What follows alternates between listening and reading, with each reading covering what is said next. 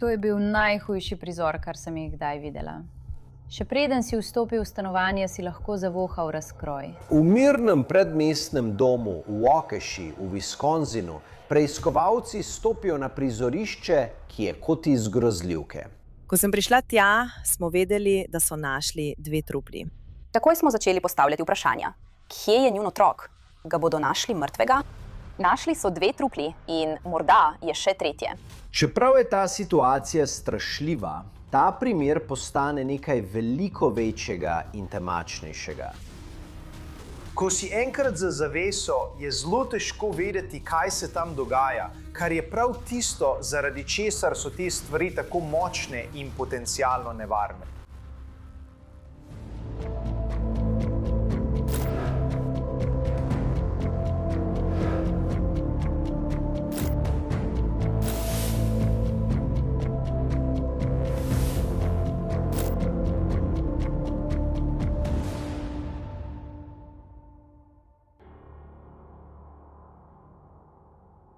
Začetek vsega tega je bil resnično klic, ki je prišel. In to je za nas zares sprožilo vprašanje, kaj se je zgodilo. Klic je prišel od babice 17-letnega Nikite Kasapa. Skrbijo zanj, zaskrbljena je, ne ve, kje je. Ko je Nikitina babica prijavila, da ne hodi v šolo in da pogrešajo Nikito, smo istočasno prejeli tudi prijavo iz šolskega okrožja Waukesha. In takrat smo začeli raziskovati, kaj se dogaja. Nikitina babica je policiji tudi povedala, da ima čuden občutek glede svojega sina, Donalda Mayerja. To je Nikitin očim. Očitno se ni počutil dobro. Donald je pošiljal sporočila. Misli, da se obnaša nekoliko čudno, vendar ni razloga za preplah. Meni, da je pač bolan in se obnaša nekoliko nenavadno. Moj prvi stik s primerom je bil 28. februarja 2025. Urad šerifa okrožja Waukesha me je poklical in mi povedal nekaj osnovnih dejstev. Od tam sem se odpravila na kraj dogodka. To je bil najhujši prizor, kar sem jih kdaj videla. Še preden sem vstopila v hišo, sem lahko zavohala razkroj. Ko preiskovalci vstopijo, odkrijejo hišo groze. Tatjana je bila večkrat ustreljena. Prekrili so jo z več odejami in brisačami. Proti sprednjemu delu hiše je bil majhen pisarniški prostor in tam je bil Donald. Tudi on je bil prekrit z odejami in brisačami. Zdelo se je, da je bil morda za svojo mizo ali da je tam opravljal neko delo. Na območju telesa Donalda Mayerja so bile sveče. Ko sem prišla tja, niso bile prižgane, bile so ugasnjene. Vendar se je zdelo, da so bile v preteklosti prižgane. Ko smo lahko odstranili nekaj odej in oblačil z Donalda, si lahko videl, da je imel poškodbo glave.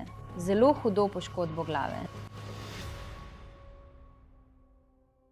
Opazila sem, da je bilo veliko kupov oblačil in odej, poleg kraja, kjer sta bila 2 pokojnika. In skrbelo me je, ali je 17-letni sin morda pod temi odejami ali oblačili, ali pa je bil tudi družinski pes mrtev in skrit. Takoj smo začeli spraševati, kje je njihov otrok, kaj se dogaja. In vsi smo razmišljali, ali je bil otrok ugrabljen, je pobegnil, ali bodo našli truplo, je truplo kar doma. Našli so 2 in morda je še 3. Ko so prvič vstopili, so mislili, da gre morda za vlom. Slike so bile snete sten, postelje so bile odstranjene z vzmetenih podstavkov. Če bi pogledali v omare, bi videli, da so bila vsa oblačila odstranjena s polic. Ležala so po tleh. Vsekakor je izgledalo, kot da je nekdo prišel tja in oropal stanovanje. Zgoraj je tudi še en manjši delovni kotiček, kjer so bili dokumenti razmetani. Našli smo dokumentacijo za pištolo, vendar pištole v hiši nismo našli. Ali je bilo mogoče, da je osumljenec našel pištolo in jo nato uporabil proti družini? Ko je noč napredovala, smo ugotovili, da v hiši ni bilo drugih žrtev. Vse to se dogaja na miren zimski dan, na kraju, kjer so umori, še posebej dvojni umori, zelo redki. Waukesha je zelo varen kraj, je nekako premožen del države. To je zelo tipično mesto Srednjega zahoda. Je res odprto. Ljudje so izjemno prijazni. Preprosto najbolj tipično ameriško okolje majhnega mesta. Ampak nekaj je očitno šlo zelo narobe v tem idiličnem mestu. Je imel kdo nekaj proti tej družini? So bili tarča? No, izkaže se, da je njihova zgodba zelo nenavadna. Najprej, Nikita in njegova mama prihajata iz vzhodnoevropske države Moldavije. Moldavija leži tik severno od Črnega morja, poleg Romunije jugozahodno od Ukrajine. Nikita in njegova mama sta živela v Moldaviji. Nato pa sta prišla v ZDA, ko je imel 7 let. Njegova mama je spoznala Donalda, se preselila sem, se poročila. Donald pa ga je res sprejel in ga obravnaval kot sina. V šolseli je bil odličen. Zelo je užival v učenju. Kar naenkrat se je preselil naravnost v ameriške sanje in odraščal v lepi hiši, v prijetni soseski, hodil v dobro šolo. Dve vprašanji. Kje je Nikita zdaj in kaj se je zgodilo z njegovo družino? Dobili smo nekaj različnih prošenj za preverjanje, ali je z njima vse v redu. In izvedeli smo, da Nikita ni hodil v šolo. Don ni hodil v službo. Nikita je prej vedno redno obiskoval šolo, zdaj pa ga ni bilo več. Zadnjič je bil fizično v šoli, 11. Mislim, da sta ga kontaktirala 2 njegova učitelja in je odgovoril, da je bolan. Povedali so mu, da naj eden od staršev pokliče v šolo, vendar tega nihče ni storil. Kdaj so Dona nazadnje videli? Kdaj je bil nazadnje v službi? Ali so bili v službi v stiku z njim? Donald je res delal doma. Mislim, da je zelo redko hodil v svojo pisarno. Ko je njegov šef stopil v stik s svojim zaposlenim, so prihajali odgovori na sporočila ali e-pošto, kot na primer: bolan sem. Ko je njegov šef želel govoriti z njim, mislim, da je začel odgovarjati, da je izgubil glas in zato ne more govoriti. Tako je pošiljal sporočila v službo od 11 dalje. In sporočila niso vedno imela smisla. Dajal je slabe izgovore, naprimer, da ima konjunktivitis, nato pa je omenjal, da ga boli grlo. In tako se simptomi ne bodo vedno ujemali z diagnozami.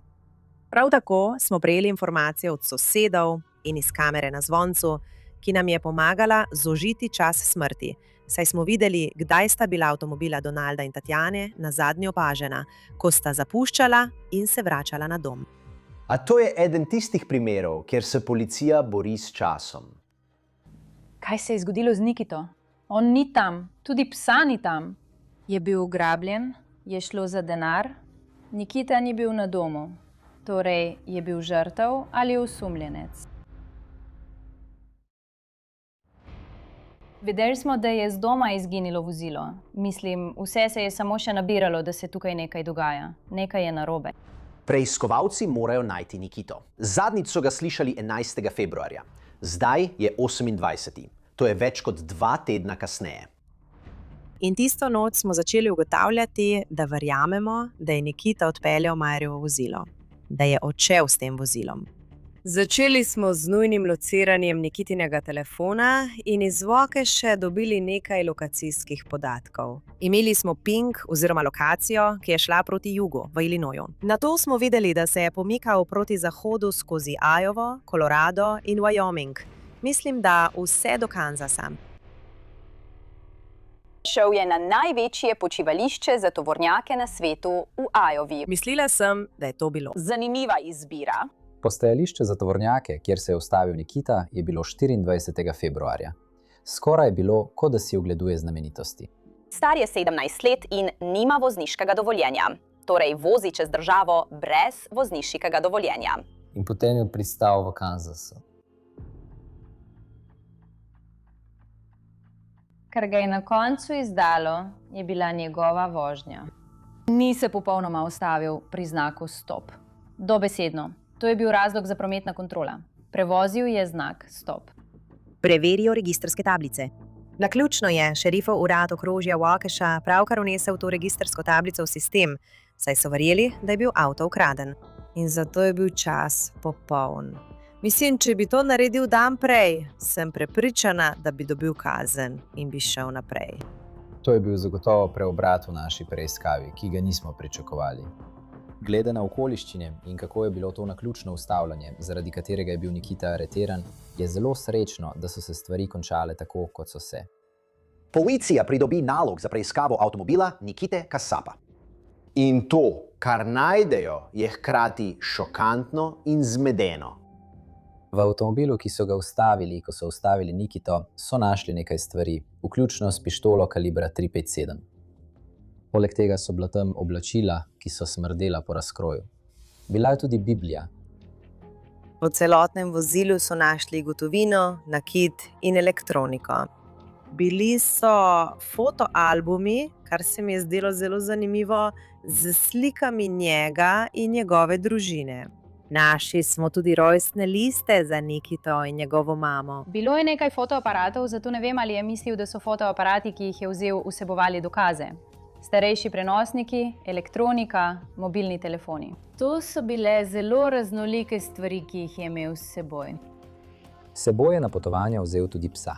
Mislim, da je bil pes edina stvar, ki mu je ostala. Nekdo, ki ga je lahko tolažil, ali nekdo, ki ga je poznal. Morda ni želel biti sam in verjetno ni želel pustiti psa tam samega. Bila sem zelo vesela, da je bil pes še živ. Na eni izmed kamer preiskovalci najdejo pomilniško kartico, ki vsebuje nekaj resnično vznemirljivih slik. Tam sta bila trupli njegove matere in očima, ter nekakšne nenavadne razporeditve sveč in način, kako sta bila zavita v odeje. Na podlagi slik se je zdelo, da obstaja neka vrsta fascinacije z njuno smrtjo in da je bilo to prepoznano kot izjemno zaskrbljujoče vedenje. Verjamem, da je bil razlog za sveče in odeje morda nekakšen ritualni element. Poleg tega je bil najden tudi video, na katerem lahko slišimo Nikito, kako po telefonu govori o truplu svojega očima in pravi, da lahko tam vidiš njegovo razpadajoče truplo. Tako da, ko je bil v hiši s svojim očimom, je komentiral, kako njegovo telo razpada. Neverjetno je reči, vendar se zdi, da je Nikita Kasab več kot 2 tedna živel v tej hiši s trupli svojih staršev, ki sta razpadala. Verjamem, da je večinoma ostajal v kleti hiše. Videti je bilo, kot da je tam nekakšna prostor s televizijo, kjer je imel kavč in odeje. In mislim, da se je poskušal izogniti temu, da bi bil v pritličju, kjer sta bila njegova mama in Donald. Medtem ko policija sestavlja, kaj se je v zadnjih 2,5 tednih pravzaprav zgodilo, vsi znaki zdaj kažejo na Nikito kot storilca teh umorov. Verjamem, da je najprej ubil Dona, nato pa je čakal, da se Tatjana vrne domov. Mislim, še vedno je nosila svoj zimski plašč. Pravkar je vstopila skozi vrata. Mislim, da je bilo precej očitno, da je imel načrt in da je ta načrt tudi uresničil ter ubil svoja starša. Svoja starša je resnično usmrtil, napadel ju je iz zasede. Dona je ustrelil v zadnji del glave, svojo mamo pa je, mislim, v nekem trenutku ustrelil skozi grlo. Pusti jo tam, kjer pade, in pusti Donalda tam, kjer pade.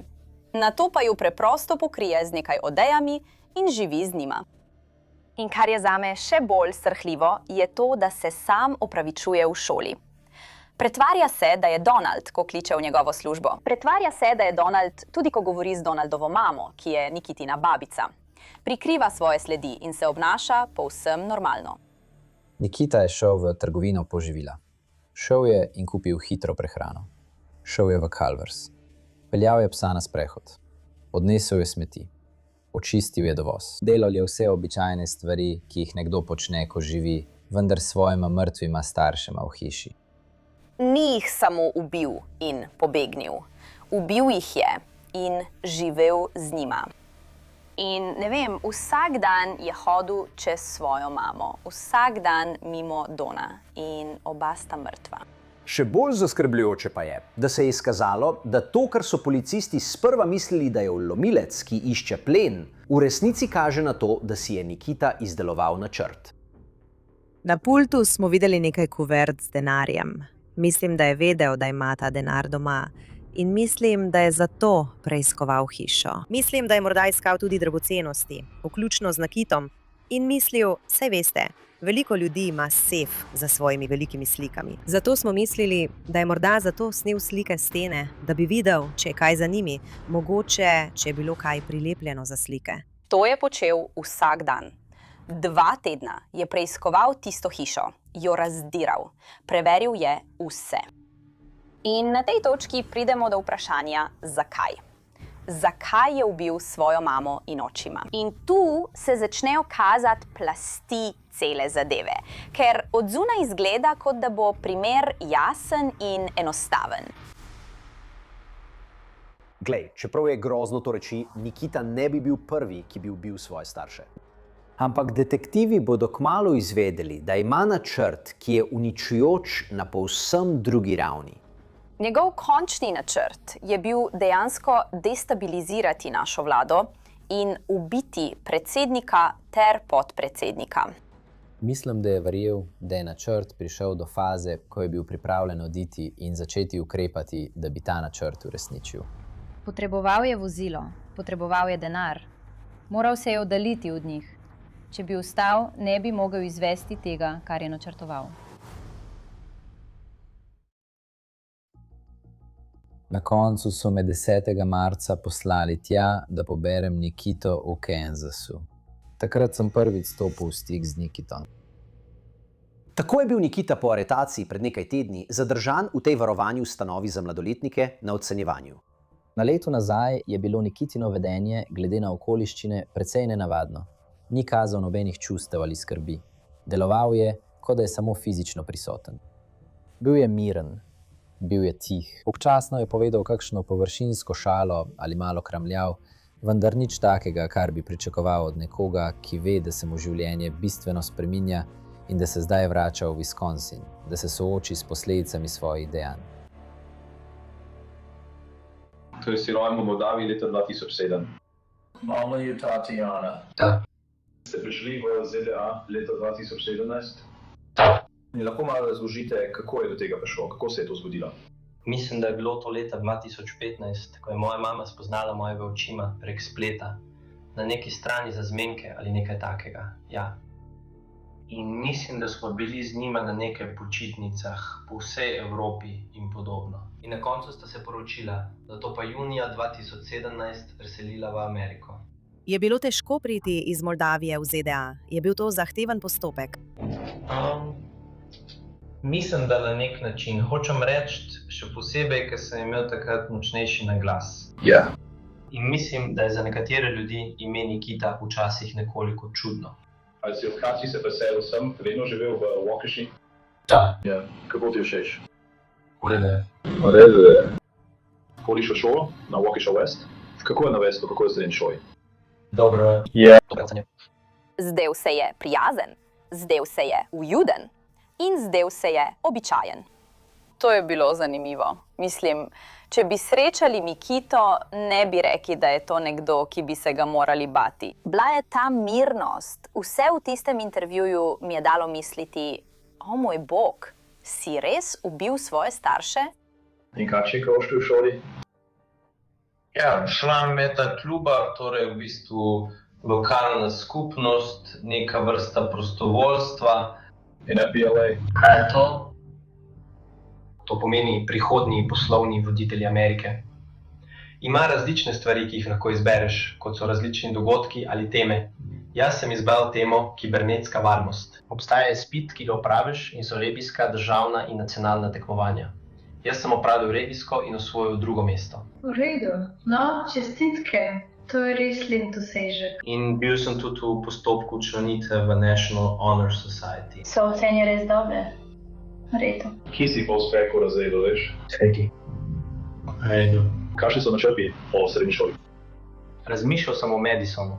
Samo iščem nekaj spodbudnega, mogoče inženirstvo.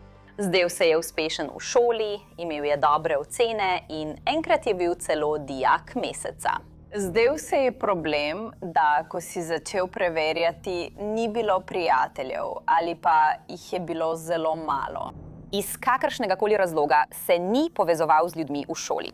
In ključ do razjasnitve vsega tega je sošolec Kasapa, ki se odloči govoriti s policijo. Zdaj, nekaj, kar je treba omeniti. Ta oseba je označena kot priča A, da bi zaščitili njihovo identiteto.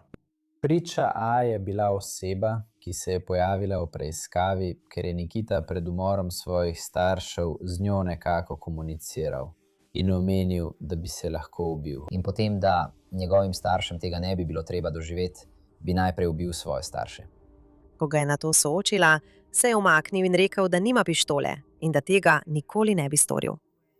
In vprašali so jo, kako je opisal svojo vzgojo, kako je opisal svoje življenje, svojo hišo, svoj odnos z mamo in očimom. In bil je zelo pozitiven glede tega. Mislil je, da je imel čudovito otroštvo, verjel je, da ima dobro družino, kar vse skupaj naredi še bolj šokantno. Veliko svojega družabnega časa je preživel na spletu, kar je prispevalo k temu, da je razvil nenavadna oziroma zaskrbljujoča politična stališča. Iskanje informacij o streljanjih v šolah. Iskanje množičnih morilcev, iskanje morilcev. Imel je čudno fascinacijo z res temnimi, strašljivimi stvarmi.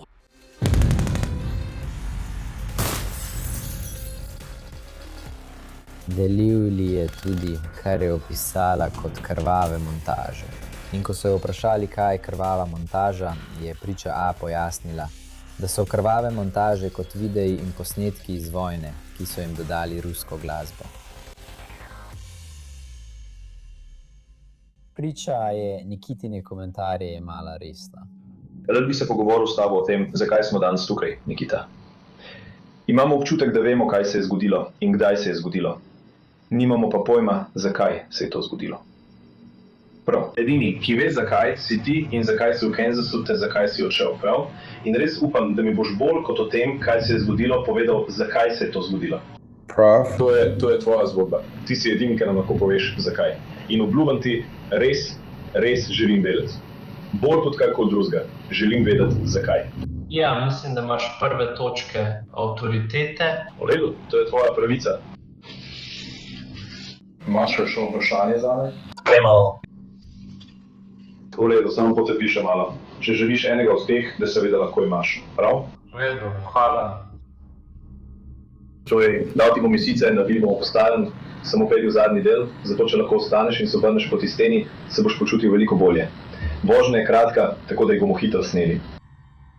Nikita Kasab je priveden pred sodišče približno 2 tedna kasneje. Nosil je protisamomorilski jopič in ni imel majice. In videla sem, kako je Nikita prišel ven in je izgledal kot suh 17-letnik. Izgledal je kot najstnik, ki bi ga lahko videla kjerkoli.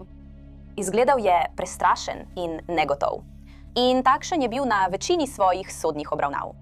Opažam, da je prva točka obtožnice umor prve stopnje z naklepom. To je kaznivo dejanje razreda A in če bo spoznan za krivega, bo obsojen na dosmrtni zapor. Druga točka je še ena obtožba za umor prve stopnje z naklepom z enako najvišjo kaznijo.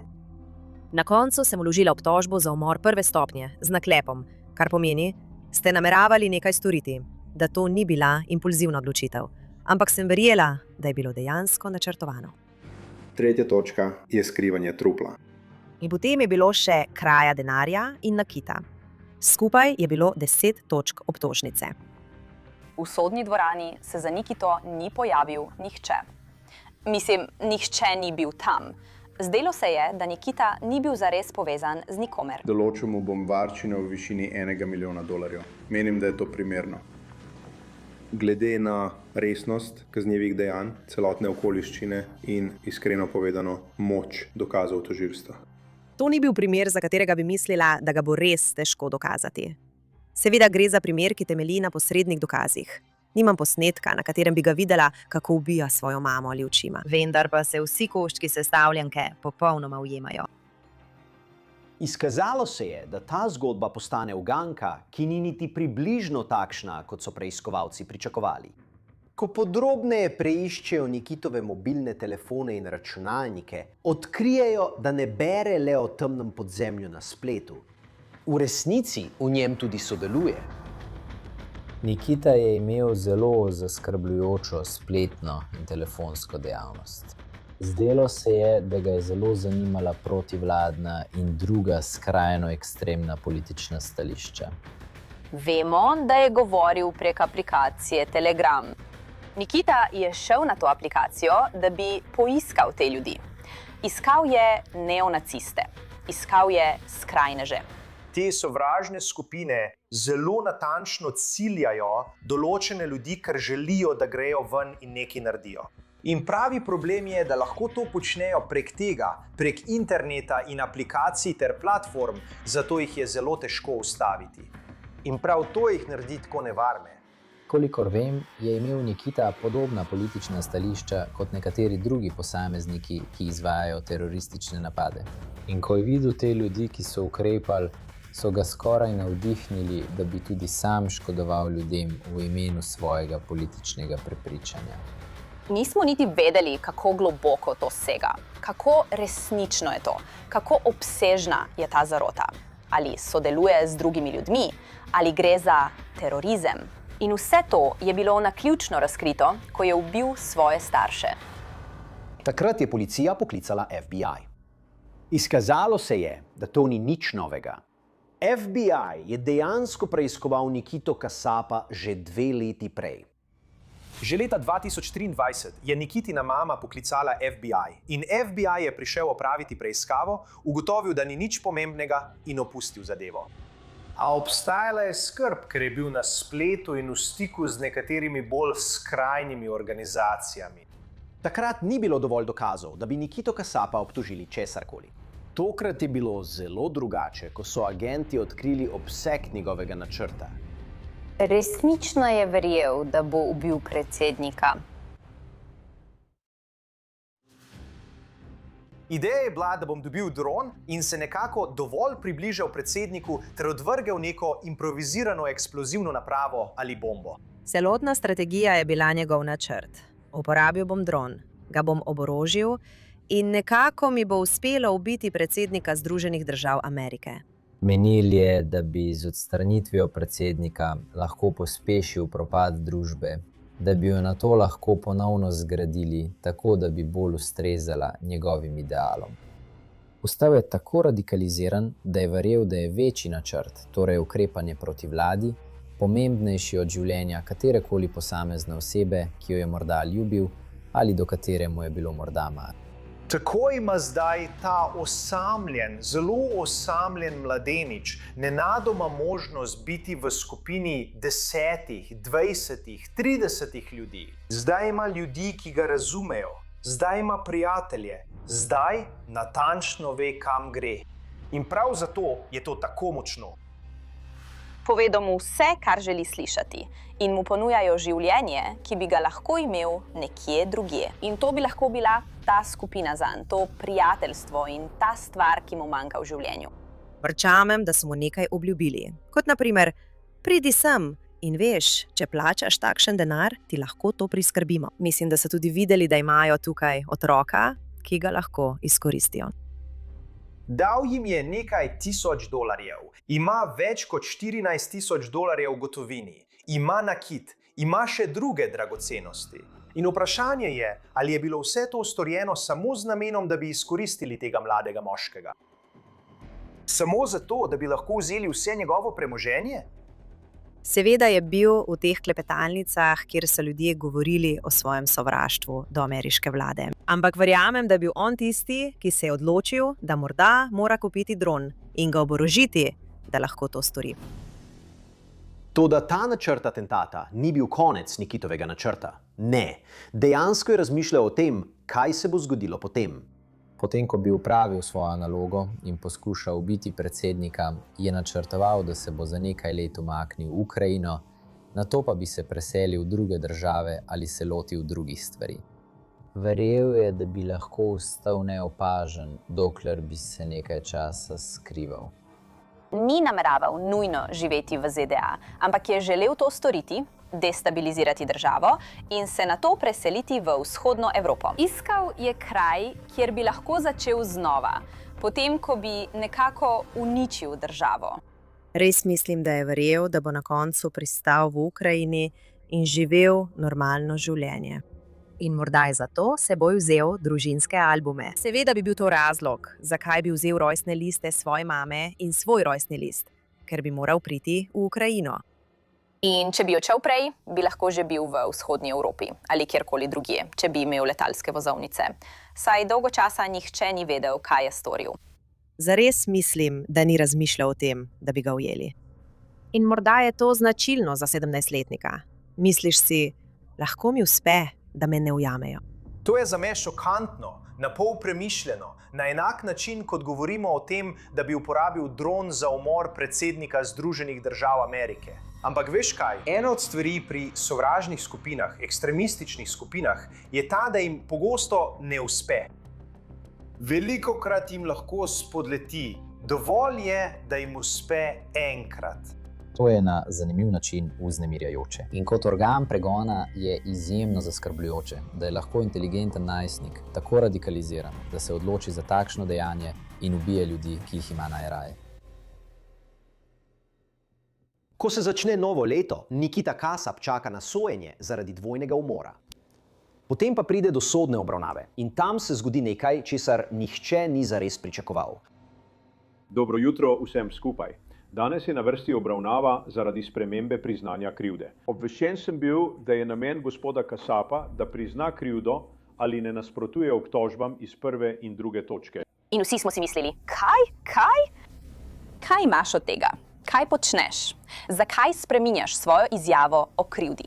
Lahko bi šla na sojenje in videla, kaj se zgodi. Povej mi, če to drži. Piše, odpovedujem se pravici do sojenja. Drži?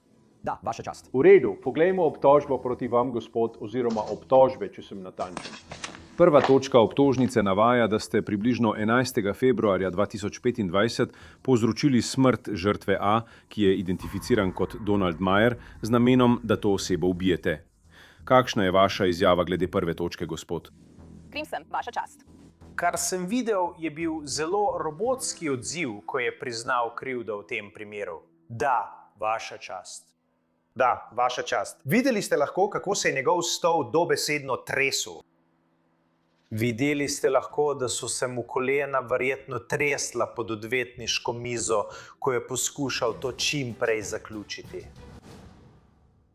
Obtožba številka 2 pravi, da ste na isti datum in kraju, 11. februarja 2025, na omenjenem naslovu, povzročili smrt žrtve B, ki je identificirana kot Tatjana Kasap, z namenom, da to osebo ubijete. Kako se izrekate glede te obtožbe, gospod? Kriv sem, vaša čast. V redu. Ste storili ta kazniva dejanja? Da, vaša čast. Ljudje želijo vedeti, zakaj niste šli na sojenje, zakaj ste priznali krivdo. Pravzaprav je bil naš glavni cilj, da prevzame odgovornost za 2 smrti v tej zadevi. Po posvetovanju z družino so se strinjali, da je to poštena ponudba. Mislim, da nam to zagotavlja obdobje zapora, ki si ga želimo. Zato res ni razloga, da bi družino izpostavljali sojenju. Ali vas je na kakršenkoli način presenetila njegova odločitev, da prizna krivdo? Mislim, da sem malo presenečena. Pravzaprav zanj ni nobene slabosti, če bi šel na sojenje. Ampak spet, mislim, da sodišča upoštevajo dejstvo, da nekdo prevzame odgovornost za to, kar je storil. In mislim, da je to dejavnik, ki ga upoštevajo pri izreku kazni. Priznanje krivde za 2 točki namernega umora daje Nikiti tudi eno izrazito prednost. Država se strinja, da zavrže ostale točke obtožnice. Tako da, čeprav ni dvoma, da bo dobil 2 dosmrtni kazni, je vprašanje pogojnega izpusta še vedno odprto. Mislim, da je bila njegova najboljša možnost, da morda dobi kazen, po kateri bi se lahko nekoč vrnil v skupnost, ta, da prevzame odgovornost, prizna krivdo in upa, da bo sodnik sprejel tako odločitev. V redu. Poklical bom zadevo Wisconsin proti Nikiti Kasapu. Ko se začne narok za izrek kazni za Nikito, njegov odvetnik poudari, da se je njegov klient spremenil. Svoje navade. Le nekaj tednov potem, ko je imel opravka s temi spletnimi plenilci in storil grozovita dejanja, ki jih je storil. Nikita Kasap se je sestal z FBI-jem. Opravil je prostovoljni razgovor, da bi jim na kakršenkoli način pomagal ujeti spletne plenilce v enem mesecu. Sestaja se s policijo in jim skuša pomagati ujeti storilce. Sestal se je tudi z zveznimi uradniki, da bi jim posredoval informacije o tem. Povedali so, da je bil med tem razgovorom zelo sodelujoč. Ena od stvari, ki jih lahko sodišče upošteva pri izreku kazni, je, da prevzamete odgovornost za svoje ravnanje. Zato je bilo do neke mere smiselno, da bi nekdo želel prevzeti odgovornost, da bi vsaj lahko zagovarjal možnost izpustitve v prihodnosti. To, da ko prijatelji in družina podajajo izjave o tem, kako je umor Nikitinih staršev vplival na njihova življenja, Nikitina situacija ne izgleda več tako dobro. Strici in tete po očimovi strani. In stari starši so bili na sodišču, da so ga obsodili. Bili so tam, da so mu povedali, unicil si naša življenja. Mislim, niso bili na sodišču, da bi podprli Nikito. Nihče ni bil na sodišču, da bi podprl Nikito. Slišimo Michaela DeBone, prijatelja iz otroštva Donalda Mayerja, Nikitinega očima. Don je moj najboljši prijatelj. Bil je tudi sin, brat, mož in vir ljubezni, smeha ter moči za vse, ki so ga poznali. Njegova žena je bila njegova življenjska partnerica, nekdo, ki ga je globoko ljubil in s katero je načrtoval prihodnost. Z enim samim dejanjem nepredstavljivega nasilja je obtoženec izbrisal ne eno, ampak 2 življenji. Prosim, da sodišče v celoti prizna težo tega, kar je bilo tukaj storjeno, in ne le odvzema 2 življenj, temveč tudi uničenje vsega, česar sta se ti življenji dotaknili. Vaša čast. Danes sem tukaj kot predstavnik svoje družine, da spregovorim o tem, kako globoko je izguba mojega brata Dona in njegove žene Tatjane prizadela našo družino in njune prijatelje. Njuna življenja so bila namerno vzeta v dejanju nesmiselnega in neodpustljivega nasilja. Način, na katerega sta bila Don in Tatjana ubita, je nekaj, česar nobena družina ne bi smela nikoli doživeti. Verjamem, da oseba, ki je sposobna take izdaje in nasilja, predstavlja stalno nevarnost za druge. Zaradi varnosti skupnosti in v čast življenju Dona in Tatjane, prosim, da mu izrečete dosmrtno zaporno kazen brez možnosti izpusta. Potem je čas, da okrožna tožilka Leslie Bazy predstavi svoj primer. To ni otrok, ki bi mu neke noči kar prekipelo. Jezen je bil na svoje starše. To je bil otrok, ki je imel vse. Imel je ljubeč dom. Imel je dobro izobrazbo, imel je podporo. Res je, hodil je na počitnice s svojo družino. In ali verjamem, da je zaradi nekaterih stvari, ki jih je iskal po internetu, začel dobivati čudne ideje? Verjamem. Ampak ni bil internet tisti, ki mu je rekel, naj si izmisli ta načrt. Ni bil internet tisti, ki mu je rekel, da naj ubije svoje starše. To je bila odločitev te obtoženke. Kar je storil, je pokazalo popolno brezbrižnost do človeškega življenja. To kaže na posameznika, ki si ne zasluži, da bi se kdaj vrnil v skupnost. Zato prosim sodišče, da izreče najvišjo kazen, dosmrtni zapor brez možnosti nadzorovanega pogojnega odpusta. In da se vsaka kazen izvršuje zaporedno. Z vidika obrambe so trdili, da so ti ljudje vplivali nanj in da je zato storil to, kar je storil. To sodišče lahko in bi moralo resno upoštevati naslednje dejstvo. Februarja 2025, ko je Nikita Kasap storil te grozljive zločine, je bil otrok. Na dan, ko je storil te zločine, če bi Nikita Kasap poskušal vstopiti v vojsko ali skleniti pogodbo, če bi poskušal glasovati na volitvah ali celo kupiti lotolistek, bi mu odgovorni verjetno vsi rekli isto. Pojdi stran, saj si le otrok. Zakaj ti zaščitni ukrepi obstajajo? Obstajajo zato, ker vemo, da so otroci običajno veliko bolj impulzivni. Vemo, da so bolj ranljivi za zunanje vplive in pritiske. Njihov značaj ni tako dobro oblikovan ali razvit kot pri odraslih. Vaše in naše globalno priporočilo za obe točki je, da sodišče izreče, seveda, obvezno dosmrtno kazen z možnostjo nadzorovanega pogojnega odpusta po 20 letih.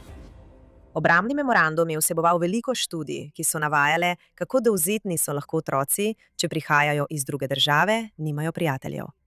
Mislim, da so še bolj dovzetni. In verjamem, da je vse to res. Mislim, da ne morem narediti tega sklepa, da je komuniciral s to osebo, povezano s skupino, in da je zato ubil svoje starše.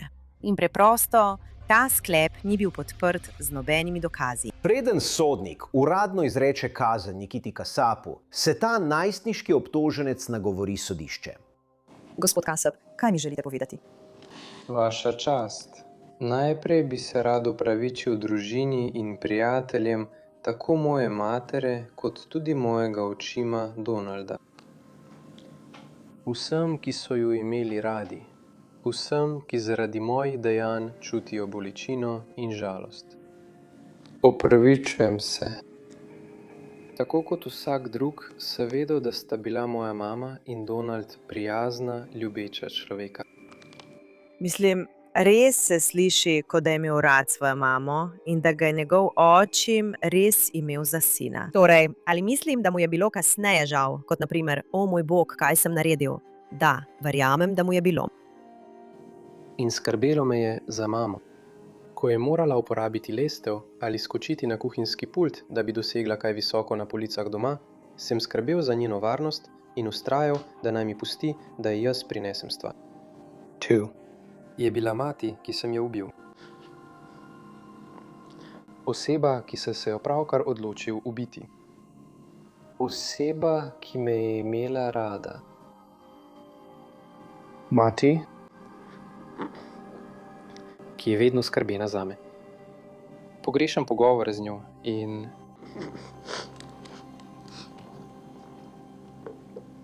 biti z njo. Mislim, da ko vidim takšne solze, še posebej pri mladih ljudeh, mislim, da so resnične. Mislim, ljudje želijo, da so stvari logične. Ljudje želijo verjeti, da je na eni strani dobro, na drugi pa zlo in da ne moreta obstajati skupaj.